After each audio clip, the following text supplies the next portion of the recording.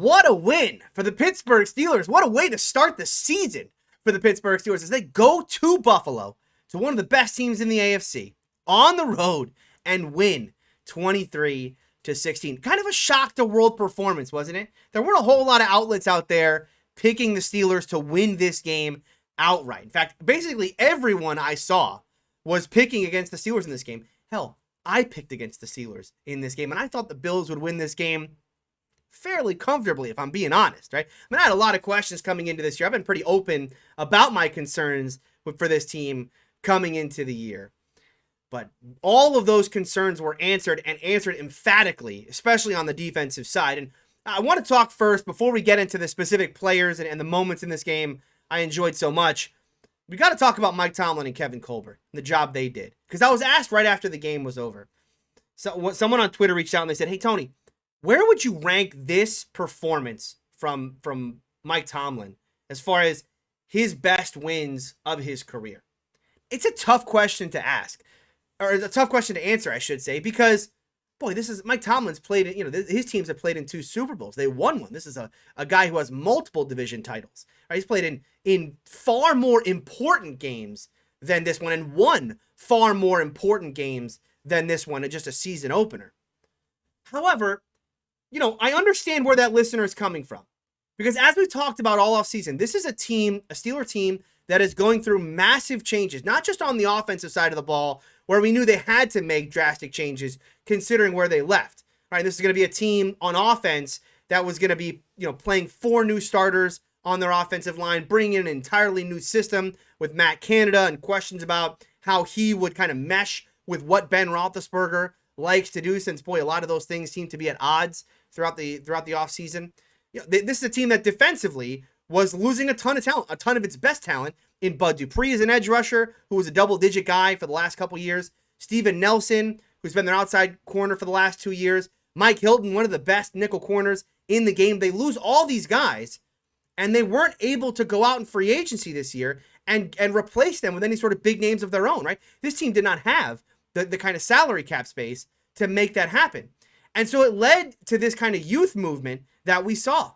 Right? The idea that this team, again, was going to play 4 new players on the offensive line, 3 of them being first or second year players, a rookie running back, a rookie tight end. And on the defensive side, you got a second year guy in Alex Highsmith, who's asked to do so much more this season as an edge rusher. And in the secondary, boy, oh boy, you want to talk about youth, you got James Pierre, a second year undrafted guy playing big minutes at outside corner. You got Trey Norwood, a 7th round pick who was supposed to be a converted corner to safety, playing primarily nickel in this game. And then you had Cam Sutton, who's a very good player, but this is his first time really starting at outside corner. And so we talk about this youth movement, but really what the Steelers were doing this offseason was, they had to get better via youth because they didn't have the money to do it anywhere else. But this is a team that was really betting on the coaching staff, right? Betting on the scouts, betting on the idea that this team, even without the kind of big name first round, second round talent that they've built this defense around, they could still coach these guys up, could still find value, find those talent in later rounds to fill in the gaps where they needed to, and get this defense and get this team playing at a high level. And boy, did they ever. This was a better defensive performance from the Steelers than we saw from them last season against this Buffalo Bills team. And they were good against the Bills last year. Last year, this team really held the Bills in check for the first half of that football game. But the second half of that game, the dam kind of broke a little bit. Stephon Diggs and Josh Allen got into a rhythm. The game got away from the Steelers in that one a year ago. Not on Sunday. Not this year. They held the Bills to just 16 points. And by the way, 3 of those were an absolute freebie on the opening kickoff, as the Steelers allowed the Bills to return that one to the 25-yard line, giving the Bills the possession in field goal range. The Bills would go 3 and out from that point, though, converting just a field goal, and from that point scored just 13 points the rest of the game. I mean, Josh Allen, who was one of the best quarterbacks in the league last year, never looked comfortable in this game. And a large part of that was due to the fact that the Steelers' pass rush was in his face from the word go. Now, whereas in years past, the Steelers have gotten a ton of pressure, right? This is a team that's led the league in sacks for the past couple years. But they've done so by rushing 5, by rushing 6, by blitzing. In this game, they did not do that. Instead, they were more than happy to drop into coverage in this game, rushing just 4 for the vast majority of this football game. And whereas in last year's game, where they did have a lot of success getting to Josh Allen in that game, they had 28 pressures in that game a season ago. The Steelers, just rushing 4 on Sunday, had 30 pressures in this game. This Steeler pass rush, even though they lost Bud Dupree, they might be better this year. In fact, so far through one game, they absolutely are better than they were a year ago. And one of the big reasons for that is it's not TJ Watt, it's not Alex Highsmith. Those are guys we knew about coming in. How about Melvin Ingram? Melvin Ingram, a free agent picked up very late in the process. A guy who was kind of left out there, a ton of question marks about him, both from an injury perspective and from a productivity perspective, as he spent a lot of last year injured, and he had absolutely 0 sacks to his name a year ago. But you would never know that watching him play on Sunday for this Steeler defense. 5 pressures in this game and three drawn holding calls for Melvin Ingram in this football game. He looked like a far different player than what we've seen from him in the past year or two. We'll talk about a youth movement. He looked absolutely rejuvenated in a Steeler uniform. He was tremendous out there, and they needed him to be, because you look at TJ Watt, who hadn't practiced pretty much all off season, really didn't start practicing until Wednesday of this week, and there were questions about how much he would be able to go and how effective he would be.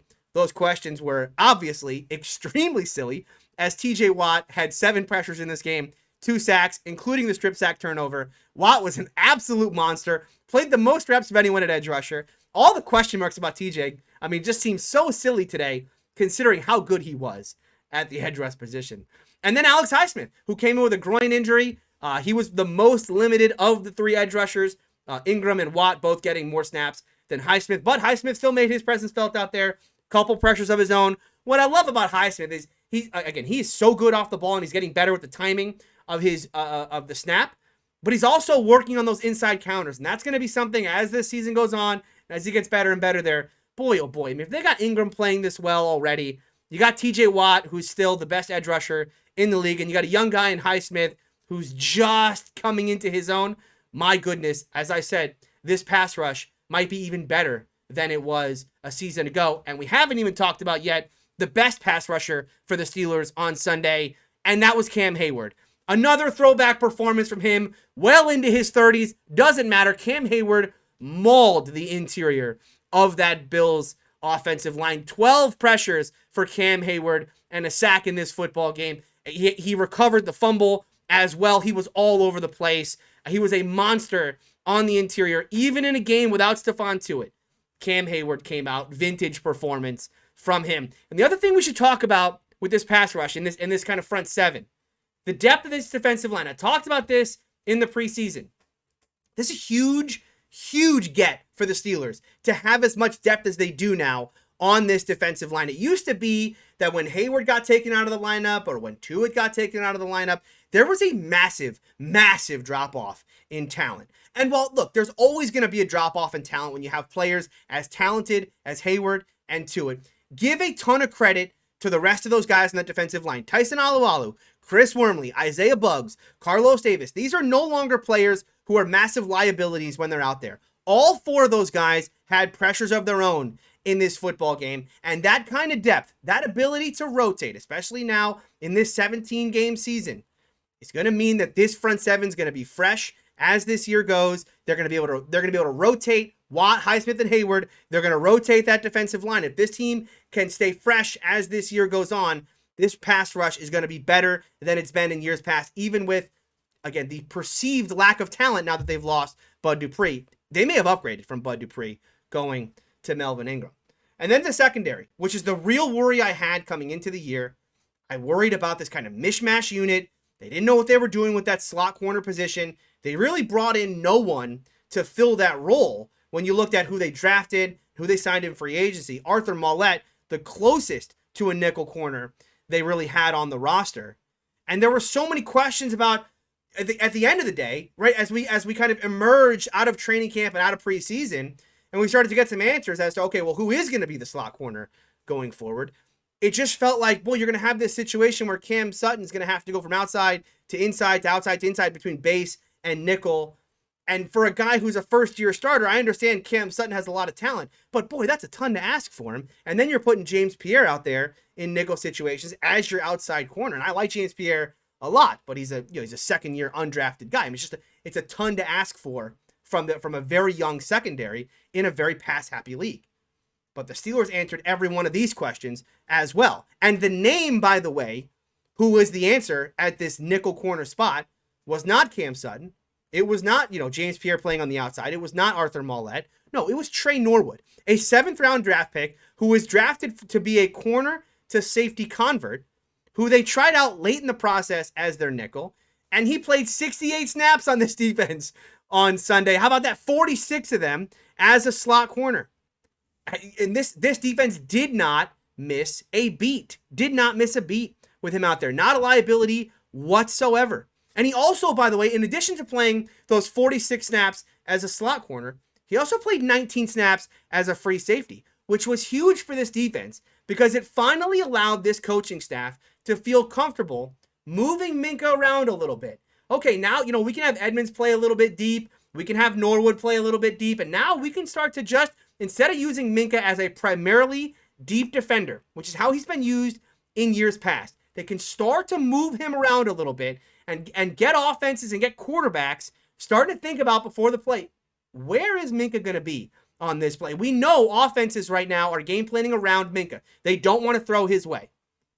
But now it's been a little easier for them in the past couple years because he has primarily had to play that deep safety role. But the moment you can start moving him around, it puts another little extra thing in that quarterback's mind at the beginning of every play of trying to read and diagnose not just what defense the Steelers are in, but specifically, what is Minka doing on this play? Huge. Trey Norwood, again, opened that up for them a little bit. Huge from him. We got to talk about Cam Sutton, though. I had questions about Cam Sutton coming out of the preseason. He had a very underwhelming preseason performance. This guy looked like, this was a Mike Hilton-esque performance from Cam Sutton. Mike Hilton has had great game after great game after great game in a Steeler uniform, and it hurt so much to lose him this offseason. But Cam Sutton picked up right where Mike Hilton left off and did so as both, playing both outside and he played a little bit inside as well. He plays the ball so well in coverage, breaking up multiple passes in this game. Very stout in the run defense. And the biggest play for him was that 4th down stop, something Tomlin talked about as the coaching staff, kind of saw what the Bills were doing in preseason and kind of said, okay, well, if this is what they're doing in preseason, it's probably going to evolve into this in the regular season. And damned if it didn't, great play from Cam Sutton in this one. Steeler fans, we should all be very, very excited about where this Steeler defense is headed right now. Because not only did they really improve in their pass rush by now having this kind of 3-headed monster at the edge rush position between TJ, Melvin Ingram, and Highsmith, they got a much deeper unit on that defensive line. And in the secondary, they have a lot of pieces now that they can play with. A lot of guys who they can use in multiple different situations, which is what Tomlin has always talked about wanting from his defense. The kind of chess pieces that he can have in that secondary. He has that now. And even if these aren't the big names, it is the kind of players that Tomlin and Butler have always talked about wanting on this defense. It was a tremendous performance from them on Sunday.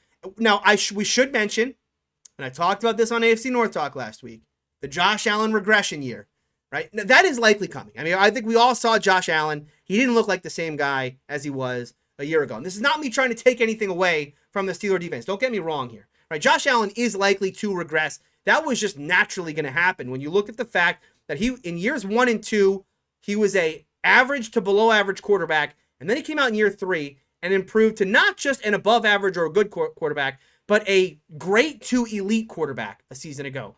That was just unsustainable. That was going to come down. We saw that come down on Sunday. But don't let that discourage you from the idea that this team was still able to get a ton of pressure. And in the secondary, it wasn't like guys were running free and he was missing open guys. There were a couple plays here and there that, yes, I'm sure this defense would like to have back. But no defense is going to play perfect football for 60 minutes. What you want to do is play above the line football for 60 minutes. And this defense did far more than that in holding this Bills offense down. Again, in a hostile environment on the road on opening day. Fantastic, fantastic performance. And the other thing to say about this defense is that they needed, I mean, this defense got no help from the offense. I mean, they were kind of left on an island for the entirety of that first half. As this offense, the new look offense, new look offensive line, what's it going to look like?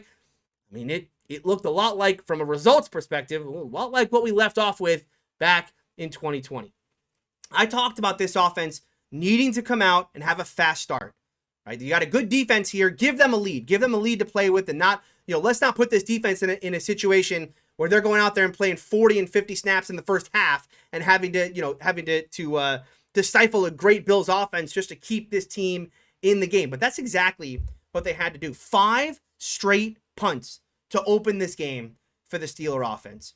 I thought, I was excited to see that, yes, this team did feel a little more committed to the run early on in this game, but it just wasn't there. I mean, the run lanes were not there. This offensive line was not getting the push that they needed. I thought Najee was maybe a little hesitant at times. It is his first game. I thought, not to say that there were like gaping holes he was missing or anything like that, but I just thought there were some plays there where you'd like to see him, a big physical back, be a little more big, be a little more physical in the hole when it was going to be situations where he was going to have to make things happen on his own. The other thing to point out offensively in this game, Ben Roethlisberger was not accurate in this game. His accuracy really took a tumble in this football game from where I remember him leaving off. I don't remember him missing as many easy throws as he did in this game. There was a third down kind of in and out route that Deontay ran that he just missed him. I think there was a Najee kind of play in the flat that could have been a touchdown that Ben just completely whiffed on. A couple out routes that he just completely whiffed on. Look, I understand that this offense, with an offensive line that they probably don't trust right now, for Ben to be throwing a lot of 5 and 7 step drops, they're going to have to get rid of the ball quickly, and that's going to lead to, easier throws. But if you have easier throws like that, you need a quarterback who's going to be able to put the ball on the money with the regular consistency. And especially in the first half of this game, it really didn't happen. Ben wasn't accurate in the first half of this football game. The offense was also out of sync at times. There were just times where Ben was throwing to a guy who was running a different route or just wasn't looking. These are things that, okay, it's a new offense, new offensive coordinator. Yes, you're going to see some of those things at times. So I guess we'll give a pass for the time being. But boy, this offense needs to get better and needs to get better in a hurry, because while, yes, they did try some new things out there, and I thought schematically, more play action, more motion before the play. I thought the wide receiver screens looked a lot better as far as just like from a schematic standpoint of getting offensive linemen out there, the athleticism of the offensive linemen to get out there, the wide receiver actually running back to the ball, right? That kind of motion of the play felt better watching it.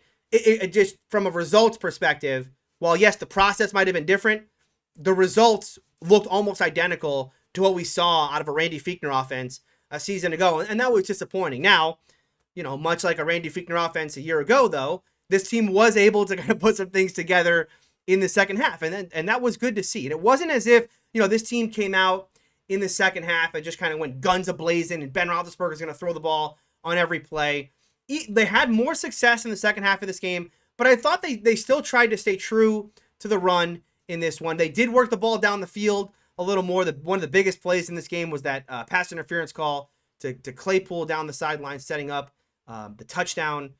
It was just more efficient in the second half. And Ben made some throws down the field. The big one, the 24-yarder to Freiermuth over the middle. You want to see more of that, right? Those big throws over the middle of the field. And especially Ben Roethlisberger, maybe a little more out of the system a little bit, right? Go back to a more classic Ben Roethlisberger. Yes, this offensive line, it's a ton of question marks. We knew that coming in. They're a very, very young group. But try to get Ben Roethlisberger and let him do his thing at times. That they did that in the second half of this game. Look, there's not a ton of great things to say about this offense. I think Deontay Johnson can be a star. I thought he looked very, very good. The catch he had in the end zone, the concentration to kind of bring that one back in. Boy, it's a hell of an improvement from where we left off with him a year ago, isn't it? With the 14 drops that he had, didn't have a drop in this one. And he also, by the way, he toasted. I don't know who was covering him. Might have been Tre'Davious White, who basically just had to hook him because he was, got absolutely duked out of his shoes on that play. And Deontay is such a good route runner if Ben can be a little more accurate this year, Deontay is going to be an absolute star in this offense, especially if this offense can start to get a little bit more of a running game going, work a little bit more play action, if they feel more comfortable with their offensive line to run a little more play action. Again, a lot of this stuff can open up. It's only week 1. This was a road game, hostile environment. Yeah, again, this is I didn't expect that this offense was going to come out and be spectacular in this game, but I am disappointed that they came out in the first half and were able to do basically nothing for the first half of play. But the one drive we need to talk about, a very, very important drive in this game, being the game-winning drive, was that last one they had, the 9-play, 50-yard drive for the field goal. Huge in the game. To get the ball back with 5 minutes to go, as we've seen from this team in the past, they kind of go into a shell, run, pass, punt, right, and then leave it all to the defense to win it for them at the end. Not so in this one. And what I loved about the play calling at the end of this one, for a team that all off season, all they've done is try to fix their running game, right? We're going to get a new physical offensive line, new offensive line coach, new running back, right? New tight end, new offensive coordinator. It's all built around run. The very easy thing to do in that moment would to say, no, this is our identity. 5 minutes to go. We're going to ground and pound here. We're going to go win this football game on the ground, even though the run game wasn't working all day. I mean, it just was not working, right? And that was my worry in that moment was, oh no, I've seen this one before. The Steelers are going to feel like, well, we have to be this running team. We have to run the football in this moment. They didn't do that. And I thought they did a very good job on that drive, kind of mixing run and pass a little bit. I think they ran the ball 3 times on that drive, in a 9-play drive, mixing it in there, but knowing that the running game's not working. We're not going to stay committed to something that's not working. The more important thing here is moving the football, being effective, running clock, but more importantly than that, scoring points. And they did that on that drive. I thought that was one of Ben's best drives of the game because they had to go from, I believe they had a 1st and 15 on that drive as well. That was a false start to Juju. And they were able to convert there, continue moving the football. Claypool giving I believe it was a slant play to put them in field goal range at the end of that one. So the offense got better as the game went on. I definitely want to give credit to them for that. I mean, the second half of this game was very, very different from what the first half of this game was, but that was very much the story of the 2020 offense. So, I still need to see this offense at the beginning of games come out and be better. This was Matt Canada's first game as offensive coordinator. I'm sure him and Ben are going to talk a lot about what went wrong in the first half of that one. This team has to be better in the first quarter of games. This was a great win for the Steelers in week 1. This was a statement win for the Steelers in week 1 to go into Buffalo and win this football game. But to ask this defense to continue doing this week in and week out, to start these games by, being out there for 40 plays a half, it's just too much to ask for this defense. Even a defense that was as good as the Steelers are. You can't do this on a week-to-week basis. This offense is going to have to get better as we go. It's only 1 week, so no panic bells, no panic buttons yet in Pittsburgh. But man, I tell you what, for a season that I think every Steeler fan knew this team was likely going to not be a 12-win team, right? I think we all kind of expected this team to take a step back, or just a question of how far back would that step be. This was a win no one saw coming. I don't know that any Steeler, I know no Steeler analyst picked the Steelers to win this game, and certainly I don't even know how many Steeler fans really, I know we all cheer for this team, but really, how many of you deep down actually thought that this team would go into Buffalo on opening day and win this one? Oh, and by the way, before I wrap this thing up, how am I going to forget to talk about special teams in this one? Because, boy, it started off about as poor a special teams performance as you could start with. And it ends up being, Danny Smith in the Hall of Fame, doesn't it? And but before we get to Danny Smith, how about Kevin Colbert? Talk about this, the scouting staff, right? The addressing special teams as their one big free agency signing back in March was who? Miles Killebrew, right? Miles Killebrew, a core special teamer / safety from the Lions. They bring him in. That's like their one big pickup back in March. And he ends up making the play of the day here as he blocks the punt. What a turn of events. It's, again, riding that momentum. What was it? The end of the third quarter into the fourth quarter was just spectacular from this team. Miles Killebrew with the blocked punt. Chris Boswell clutch in this game. 3 big field goals. That last one, as big as they come, a 45-yarder. The winds were swirling there in Buffalo. He's been so money for so many years now, especially in a league where, kickers can be so cyclical from year to year. Boswell has been that kind of rock at the position. I guess if there's one other thing to talk about in special teams, I thought Presley Harvin was not good. In this one, he had a bad shank. In this one, that gave the Bills good starting field position. He's got to be better. The Steelers drafted Harvin not just because he has a big leg, but because they wanted him to be more consistent than Jordan Berry's been in years past. He's going to have to be more consistent going forward. All right, that'll wrap it up for me today. What a win for the Pittsburgh Steelers. They start the year 1-0. Who saw this one coming? And now they got a favorable schedule coming up. This is a team now that's got their home opener against Las Vegas next week. Then Cincinnati comes to town. A season that, yes, like I said, we all knew this team was probably going to take a step backwards from the 12 wins they had a season ago. Now, boy, it is all sunshine and rainbows in the city of Pittsburgh. Thank you all for watching. If you want to follow me, you can go to Twitter. Follow me, Steeler Country, on Twitter. You can also find me here. Make sure you subscribe to this channel. Like the video. Helps me spread the word about the channel. You can find me on AFC North Talk every Tuesday and Thursday live on there, 5:45 p.m. Eastern Time. Make sure you subscribe there. You'll be notified. And, of course, you can find me on Locked On Steelers every Tuesday. Thank you all for watching. I'll be back soon with more Steeler Country.